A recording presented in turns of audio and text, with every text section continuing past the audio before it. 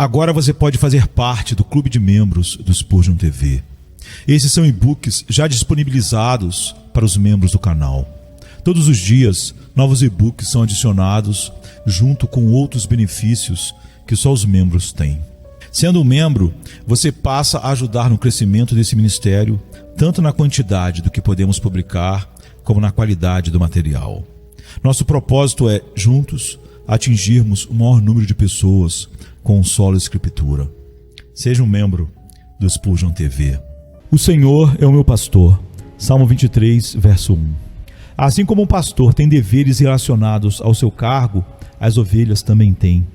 O primeiro dever de uma ovelha, que naturalmente pertence a uma ovelha, é a confiança no pastor. Quando ouvi pessoas falarem de ovelhas tolas, muitas vezes me perguntei se as ovelhas pudessem falar, elas não falariam de homens mas tolos. Porque das coisas tolas que uma ovelha nunca fez, certamente esta é uma. Quando estava no prado, comendo grama, nunca parou de repente e disse a si mesma: não sei o que será de mim no inverno. Haverá neve profunda no chão e não poderei chegar à grama. Não consigo realmente ver como serei provida. Nunca ouvi, nem mesmo em uma fábula, de uma cabeça lanosa de ovelha sendo perturbada dessa forma. Ela tem um pastor para prover para ela e confia nele para prover todas as suas necessidades. No entanto, nós, queridos amigos, às vezes fazemos essa coisa tola que uma ovelha não faria. Dizemos: não consigo imaginar o que farei se estiver em tais circunstâncias. Provavelmente nunca estaremos em tais circunstâncias, mas continuamos imaginando o que faremos se isso for nosso destino. Algumas pessoas têm uma pequena fábrica em casa para fazer problemas. Quando Deus não lhes envia nenhum, elas criam alguns para si mesmas. Eu ouvi dizer que os problemas caseiros são como roupas caseiras. Nunca servem adequadamente e sempre duram mais do que as outras. O problema que eu crio para mim mesmo certamente será um problema muito maior do que qualquer um que Deus me envie. Você sorriu com o que eu disse agora há pouco, mas é fato que muitos cristãos que poderiam estar felizes e deveriam cantar o dia todo começam a antecipar as tristezas de amanhã. E como Deus não lhes dará a força necessária para amanhã até que ele chegue, elas acham que sua carga imaginária é pesada demais para suportar. Você sabe como o pequeno e corajoso bando de guerreiros lutou em Termópilas, os 300 de Esparta. Apenas a bravura não teria sido de grande ajuda para eles. Então, eles se posicionaram em um desfiladeiro estreito, onde seus inimigos só podiam avançar um de cada vez. E, consequentemente, Leônidas e seus corajosos seguidores, embora muito cansados, puderam segurar a passagem do desfiladeiro contra o exército persa. Agora, querido, você está no desfiladeiro estreito do hoje. Portanto, enfrente seus problemas um por um. E conforme eles vêm, a graça de Deus o tornará mais do que capaz de enfrentá-los e superá-los. Mas quando você entrar no amplo campo de meses e anos e começar a pensar nos problemas de um mês e nas provações de um ano, você temerá que nunca seja capaz de conquistá-los. Coloque-se em seu lugar apropriado e permaneça lá como um sentinela disposto, se necessário, a morrer em seu posto. Nossa primeira obrigação como ovelhas do Senhor é confiança em nosso pastor. Em seguida, devemos amar nosso pastor. Dr. Thompson, em seu admirável trabalho Na Terra do Livro, nos conta que no Oriente, muitas vezes, surge uma intimidade entre o pastor e suas ovelhas. Há ovelhas que mantêm distância do pastor se ele senta em uma extremidade de um campo. Elas ficam bem longe na outra extremidade, mas há outras que ficam mais próximas dele. E há algumas que são tão apegadas ao pastor que você nunca o vê sem elas ao seu lado. Se ele para, elas param. Se ele se move, elas se movem. Elas amam a pastagem, mas amam ainda mais o pastor. Dr. Thompson nos diz que essas ovelhas geralmente são as mais gordas do rebanho, porque o pastor sempre lhes dá a melhor comida. Elas o amam e ele as ama. Ele ama todas as ovelhas, mas ama essas com um tipo de amor muito especial. E querido, se amássemos mais a Cristo, teríamos mais verdadeira felicidade, mais verdadeiro gozo espiritual. Receio que alguns de nós que amamos nosso Senhor sejamos como Pedro, quando seguiu a Cristo de longe. Seríamos muito mais felizes se pudéssemos tomar a posição de João e inclinar nossas cabeças no peito de Cristo. Dentro da eleição da graça, há uma eleição especial. Sabemos que Cristo teve muitos discípulos, mas dentre eles escolheu 12 apóstolos. E desses 12 apóstolos, escolheu 3 favoritos, Pedro, Tiago e João. E dentro desse grupo seleto de 3, escolheu um que era chamado de aquele a quem Jesus amava. Todos eles eram as ovelhas do bom pastor. E todos nós que cremos em Jesus somos filhos de Deus. Mas há alguns que parecem ser filhos mais obedientes e diligentes do que outros, e que andam em comunhão mais próxima com o Senhor. Esses têm a melhor vida cristã e o mais alto grau de desfrute espiritual. Espero que você e eu, que chamamos Cristo de nosso pastor, amemos muito a Ele e sintamos que o amor de Cristo nos constrange a oferecer a Ele a mais profunda afeição do nosso coração.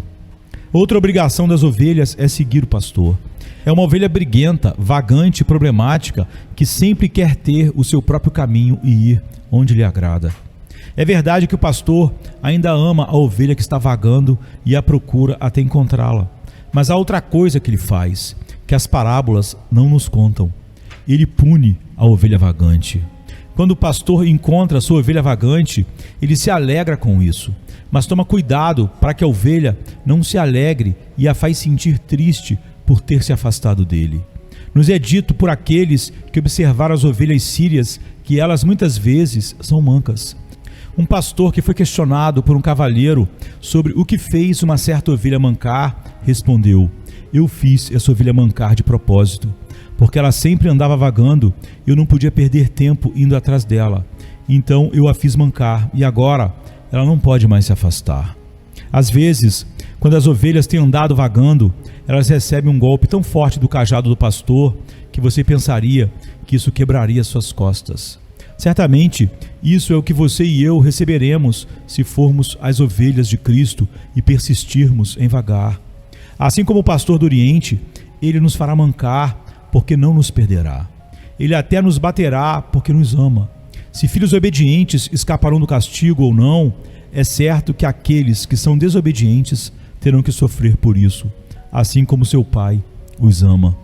Se o Senhor é meu pastor, há mais uma coisa que deve ser verdade sobre mim, e é que eu devo reconhecer seus direitos sobre mim e sua propriedade em mim. O pastor do Oriente geralmente é o dono de suas ovelhas. Ele pode vendê-las, matá-las ou fazer o que quiser com elas, e ninguém pode questionar o direito dele de fazê-lo. E um cristão verdadeiro sente que Cristo tem um direito absoluto sobre ele. Se viver ou morrer, se entristecer ou se alegrar, não deve ser uma questão de escolha para um cristão. Ele deve sentir que o que for a vontade do seu mestre também é sua vontade. O selo de uma sociedade missionária americana é um boi parado entre um altar e uma aradura com o lema: pronto para qualquer coisa. Pronto para trabalhar no campo de Deus atrelado ao arado, ou pronto para cair sob o machado sacrificial de Deus e fumegar sobre o altar de Deus. Pronto, como Paulo, para ser oferecido quando chegar a hora de partir desta vida. Não temos uma ideia verdadeira dos direitos de Deus sobre nós, nem mesmo de nossa própria condição diante dele, a menos que sintamos que somos as ovelhas do seu pasto e que ele pode fazer conosco exatamente o que quiser. O texto sugere muitas indagações. Não devemos falar levianamente, como se todas as promessas da Escritura pertencessem a todos nós. Pois, meu caro amigo, pode ser que o Senhor não seja seu pastor. E se for esse o caso, a porção da ovelha não é sua. Devemos ter muito cuidado para não colocar as promessas de Deus nas mãos daqueles a quem elas não pertencem. Outro dia, vi um pequeno folheto com este título: É certo que Deus te ama. E o queimei, pois tinha medo de que alguém que não tinha direito a ele pudesse vê-lo e acreditar que era verdade. Não acredito que Deus ame todos os indivíduos que possam pegar aquele folheto no sentido em que tal indivíduo entenderia a expressão.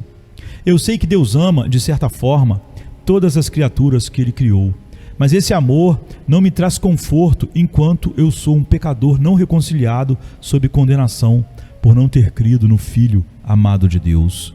Eu não ousaria dizer para cada um de vocês: o Senhor é o seu pastor, porque não acredito que todos vocês sejam suas ovelhas. Não posso deixar de temer que haja alguns aqui que não tenham parte nessa questão, porque ainda estão na amargura do fel e no laço da iniquidade.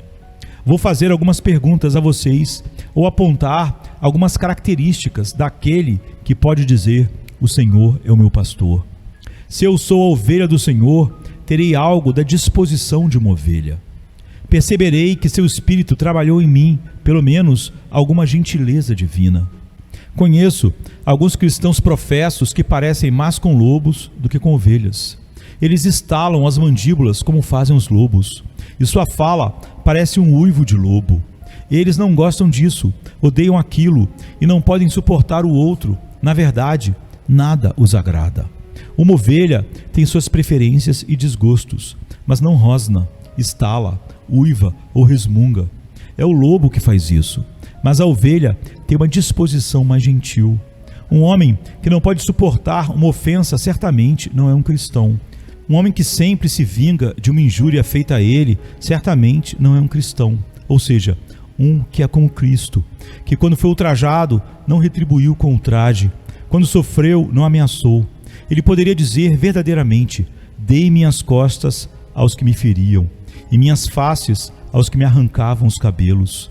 Não escondi meu rosto da vergonha e do escarro. O abandono do que é nosso direito, o abandono do que podemos justamente reivindicar como nosso próprio, é a marca distintiva das ovelhas de Cristo. Novamente, as ovelhas são conhecidas por serem gregárias em seus hábitos. Elas sempre gostam de estar em rebanhos, e sabemos que passamos da morte para a vida porque amamos os irmãos. Muitas vezes tem louvado o Espírito Santo por ter inspirado João a escrever esse verso.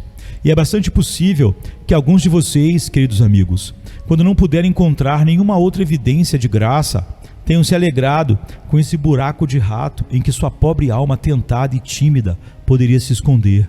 Sabemos que passamos da morte para a vida porque amamos os irmãos. Um amor genuíno pelos verdadeiros filhos de Deus é um sinal seguro de que somos ovelhas de Cristo, assim como o fato de que as ovelhas se juntam ajuda a provar que elas são ovelhas. Que tenhamos mais desse amor por todos os nossos irmãos e irmãs em Cristo. Não apenas amor por alguns santos porque são nossos parentes, ou porque pertencem à nossa denominação, ou porque concordam precisamente conosco em sentimentos, mas um amor por todos os santos, como santos, por amor a Cristo. Sim, um amor até pelos mal-humorados, os irritantes, os santos, entre aspas, não tão santos. É muito difícil amar alguns desses santos.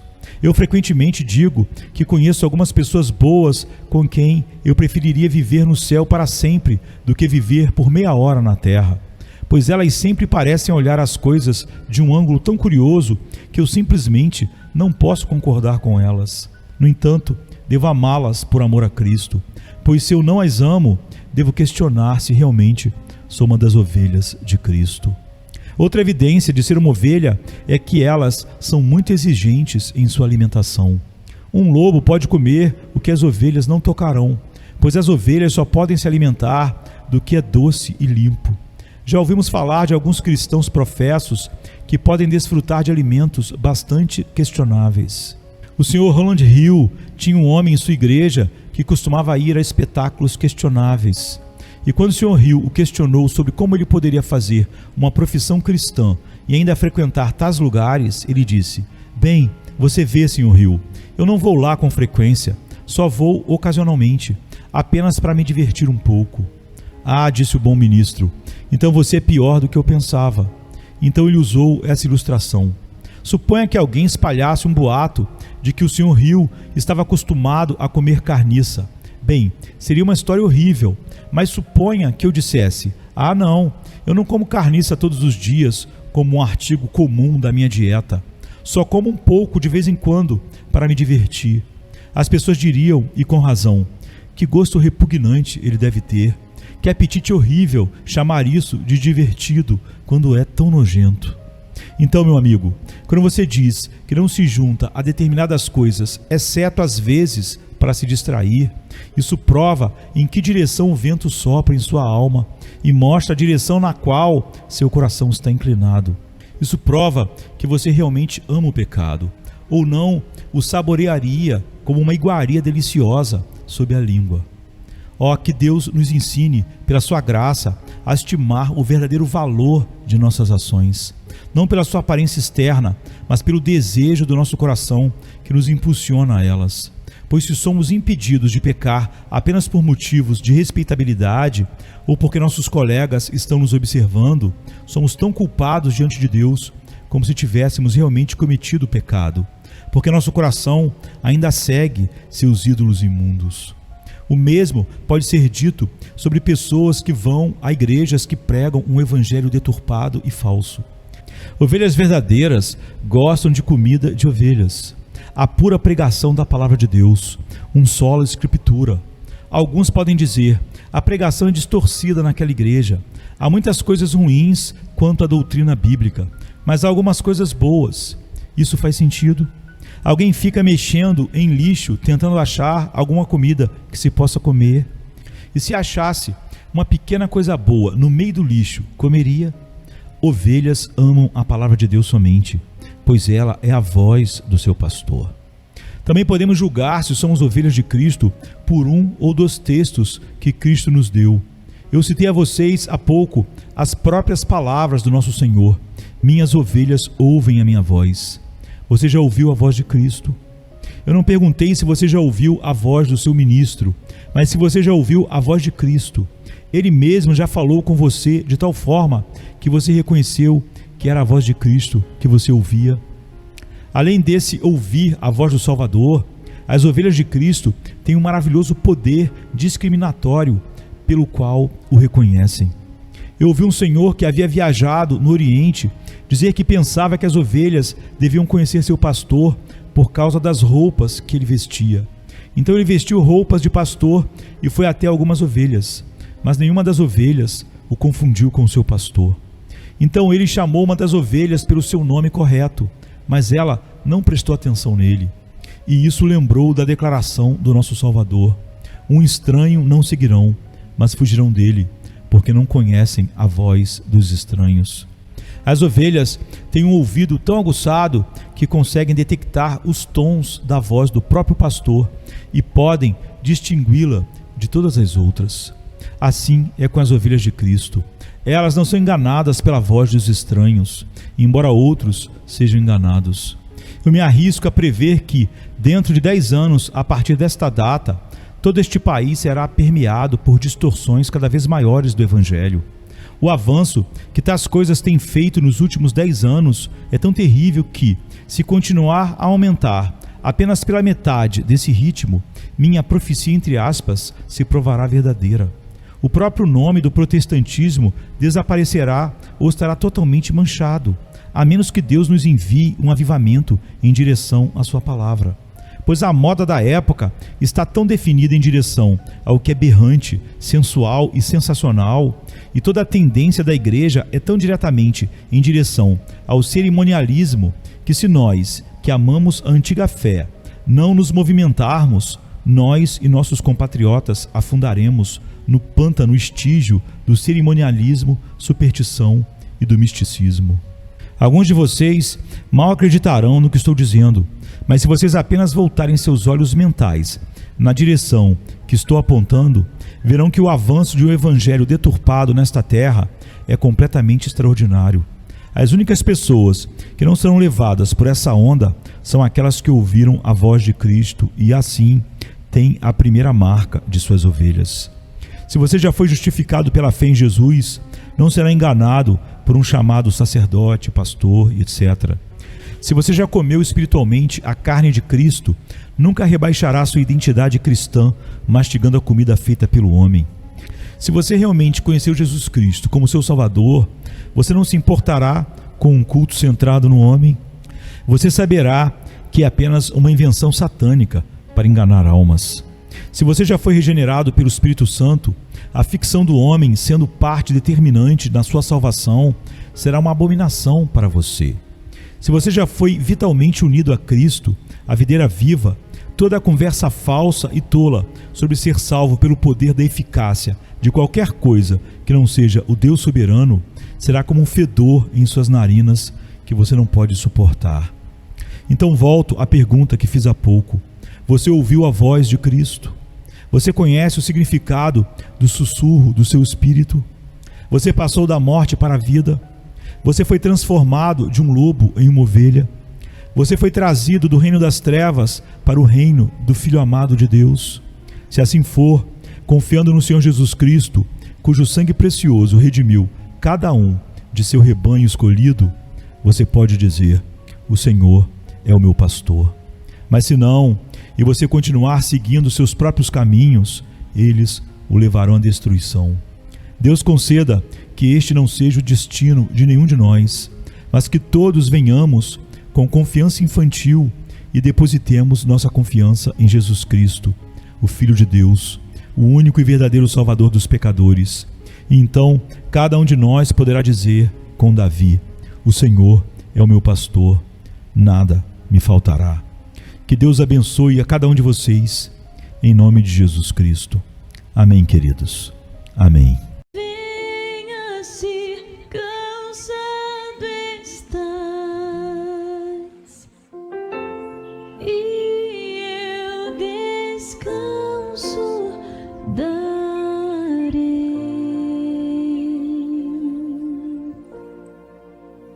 Tu descansarás.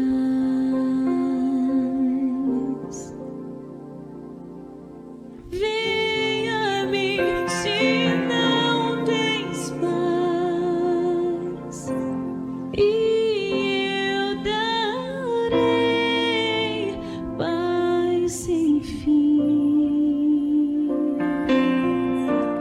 Terás paz sem fim. O meu jugo é leve, o meu fardo graça dá. Tome tua cruz,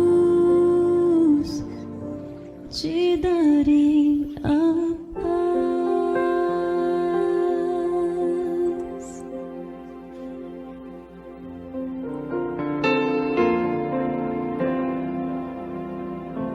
Venha o aflito e lhe darei paz, minha paz darei.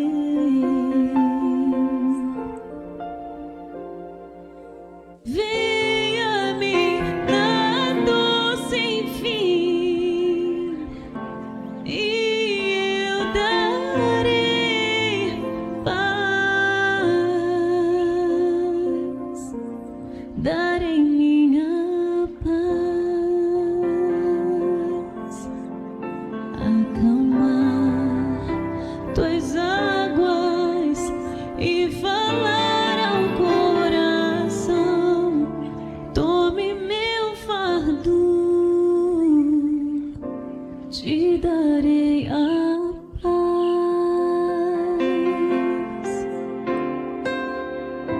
Venha a mim,